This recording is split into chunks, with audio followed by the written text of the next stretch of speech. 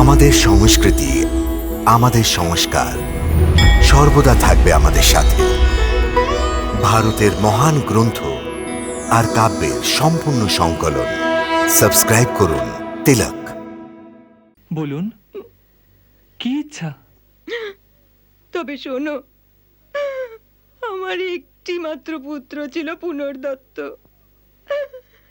সে অল্প বয়সে মারা গেছে।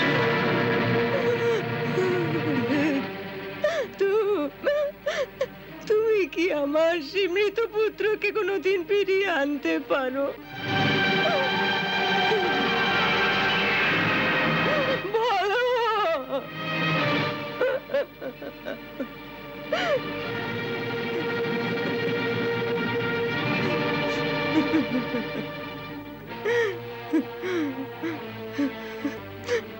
আমি বলিনি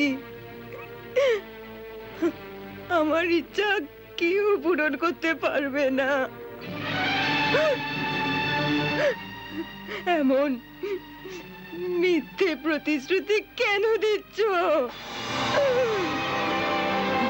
যাও, যাও, আমি তোমায় প্রতিশ্রুতি থেকে মুক্ত করছি। আমি তোমায় প্রতিশ্রুতি থেকে মুক্ত করছি।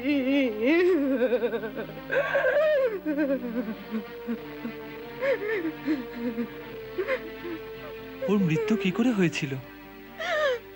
ওকে ওকে সমুদ্র গ্রাস করেছিল।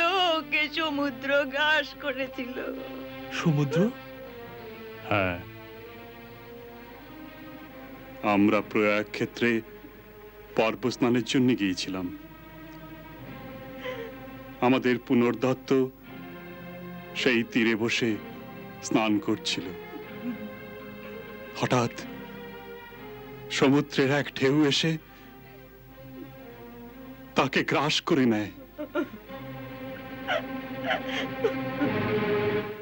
আর সে ফিরে এলো না।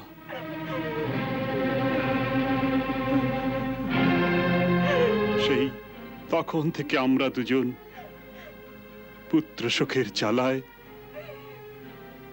চুপচাপ এমনি চলছি।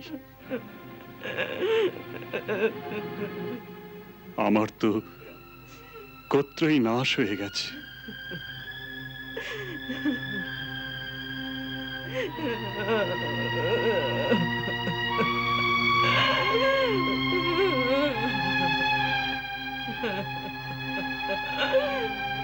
কিন্তু কিন্তু এই বিষয়ে আপনি কেমন করে নিশ্চিত হলেন যে পুনর্দত্তের মৃত্যু হয়েছে? যাকে সমুদ্র গ্রাস করেছে সে কি করে জীবিত থাকবে? কেন থাকবে না? কখনো কখনো এমনও তো হয় যে সমুদ্রে ডুবে গেলেও প্রাণীর মৃত্যু হয় না।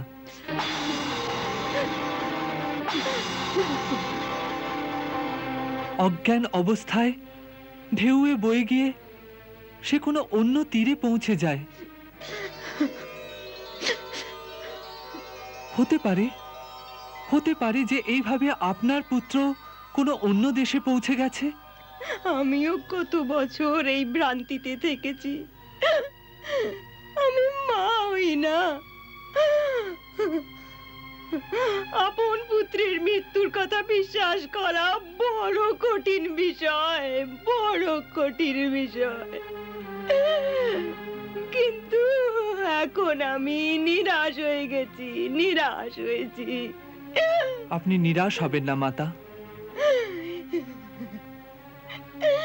আমার বিশ্বাস আপনার পুত্র ফিরে আসবেই। এই কথার কি মূল্য আছে? তোমার মতো সান্ত্বনা দেবার লোক, এইভাবে মিথ্যে আশা দেবার লোক তো প্রচুর এসেছে,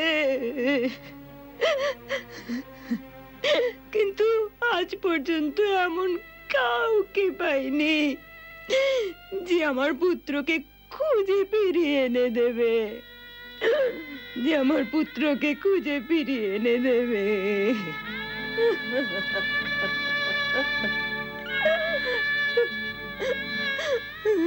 নিজের শোকের বোঝা এই দুই বালকের ওপর কেন চাপাচ্ছ? ভালো করেছ যে তুমি এদের প্রতিশ্রুতি মুক্ত করেছ। না গুরুদেব, আমার প্রতিশ্রুতি কখনো মিথ্যা হবে না। আমি পণ করেছি যে প্রাণ দিয়েও আমার প্রতিশ্রুতি পূরণ করব।